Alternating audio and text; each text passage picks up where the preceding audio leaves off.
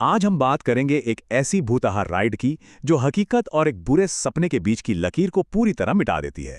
ये आज के दौर की एक ऐसी कहानी है जो डराती भी है और सोचने पे मजबूर भी करती है।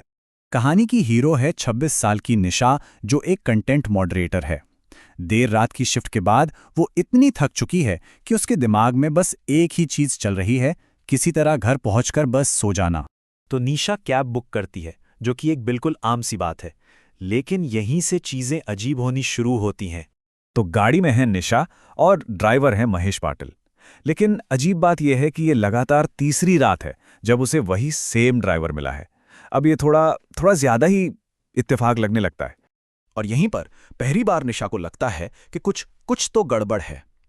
ड्राइवर हमेशा की तरह जेवीएलआर हाईवे लेने के बजाय गाड़ी को एक सुनसान इंडस्ट्रियल एरिया की तरफ मोड़ देता है और कहता है कि ये एक शॉर्टकट है।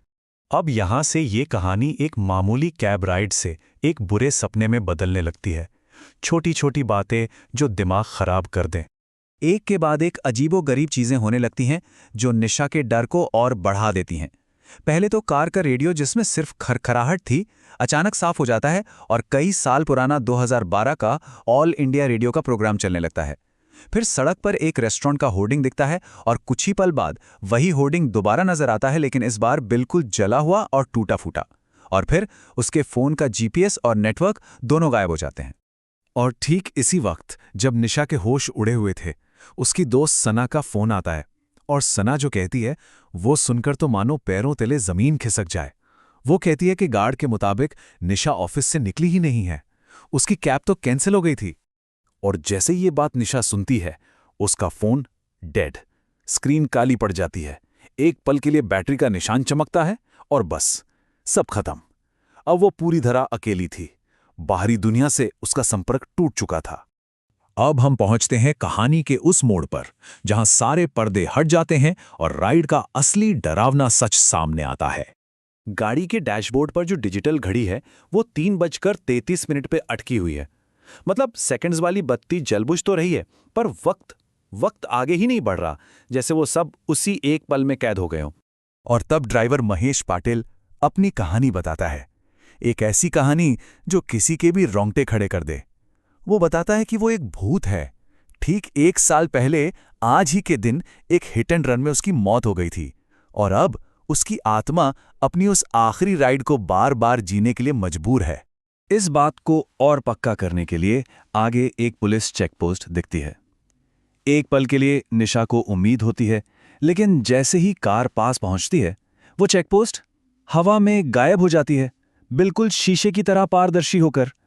अब सवाल ये है कि इस बुरे सपने का अंत कैसे होता है, या होता भी है या नहीं। चलिए कहानी के आखिरी हिस्से की तरफ बढ़ते हैं।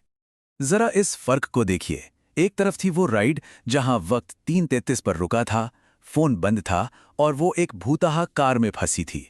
और दूसरी तरफ ये हकीकत जहां वो ऑफिस की बेंच पर है, वक्त हुआ है 2:59 और फोन में 57% बैटरी है। तो होता यह है कि सिक्योरिटी गार्ड निशा को जगाता है। वो तो ऑफिस के बाहर एक बेंच पर सो रही थी। उसकी दोस्त सना भी वहीं है। वो बताती है कि कैब तो कब की कैंसिल हो गई थी। मतलब सब कुछ नॉर्मल लगता है। ऐसा लगता है कि शायद ये बस एक बहुत ही डरावना सपना था। निशा भी यही मान लेती, पर फिर वो बस एक आखिरी बार कैब ऐप खोलती है और वहां क्या दिखता है? Recommended driver Mahesh Patil online now.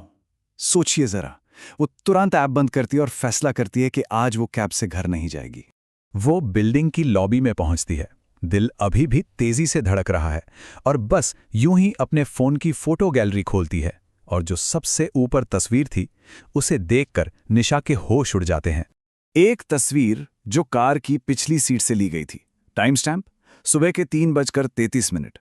Driver की सीट खाली है, लेकिन रियर व्यू मिरर में महेश पाटिल का चेहरा दिख रहा है और वो थकी हुई मुस्कान के साथ सीधा कैमरे में देख रहा था।